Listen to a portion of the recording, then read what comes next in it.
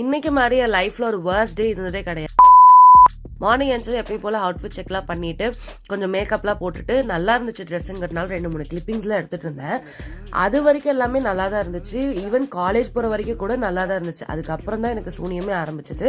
அம்மா லஞ்ச் எல்லாம் பேக் பண்ணி கொடுத்துட்டாங்க. எப்பயும் போல காலையிலேயே பார்த்தா கிளைமேட் வேற அப்பவே கொஞ்சம் கோல்டாக தான் இருந்துச்சு. அப்போவே எனக்கு தெரியும் இன்னைக்கு என்னவோ இருக்க போகுது அப்படின்னு நினச்சிட்டு தான் கிளம்புனேன்.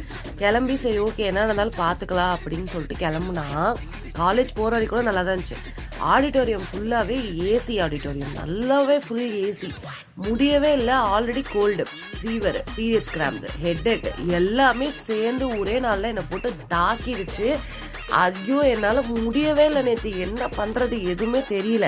பை 12 o'clockலாம் சரி ஓகே அவங்க லஞ்சுக்கு வந்து 1 o'clock விடுவாங்க. லஞ்ச் சாப்பிட்டு முடிச்சதும் செம்ம ஹெட்ஏக்குன்னு சொல்லிட்டு வீட்டுக்கு வந்து செம்மையாக தூங்கிட்டேன். அதனால் எந்த வீடியோவுமே எடுக்கல. பார்த்தா எங்கள் அம்மாவுக்கும் கோல்டு ஃபீவர் எல்லாம் வந்துருச்சு.